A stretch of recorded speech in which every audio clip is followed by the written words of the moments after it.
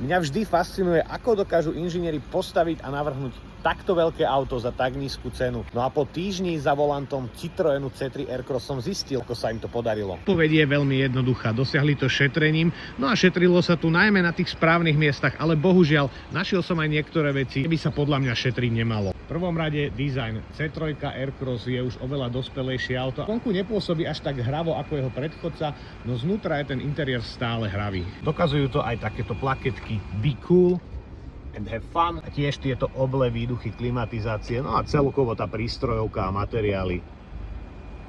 Takže kde je teda to šetrenie na správnych miestach? Za mňa je to určite infotainment. Celý infotainment je veľmi jednoduchý, je tu naozaj len zo pár položiek menu, ale je tu bezdrôtové Apple CarPlay a Android Auto, čiže čo viac v aute potrebuješ. Takisto sa veľmi dobre šetrilo aj na použitých materiáloch. Tu sú síce tvrdé plasty, no všetko, čoho sa dotýkaš, je mäkčené a bude tu takáto látka alebo takáto látka. Nie je tu teda nikde žiadna koža, ale to predsa v aute tejto kategórie ani neočakávaš.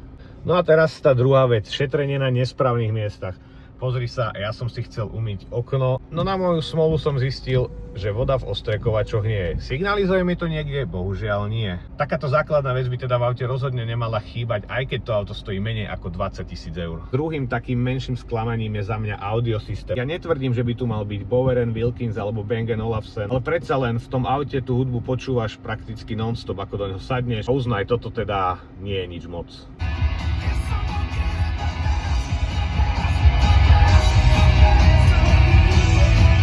Najmä pri tej nižšej hlasitosti je ten zvuk úplne plechový a chýbajú mu akékoľvek basy. No fakt môžem povedať, že za týždeň testovania Citroenu C3 Aircross sú toto jediné dve chybičky. Jediné dve nesprávne miesta, kde sa šetrilo. A čo sa teda týka spotreby a ceny? V meste tu vieš jazdiť medzi 6 až 4 litrami, diaľnica 7,5, no a na okreskách verím, že sa dostaneš aj pod 5 litrov. No a cena C3 Aircross s hybridným motorom začína pod 20 000 eur.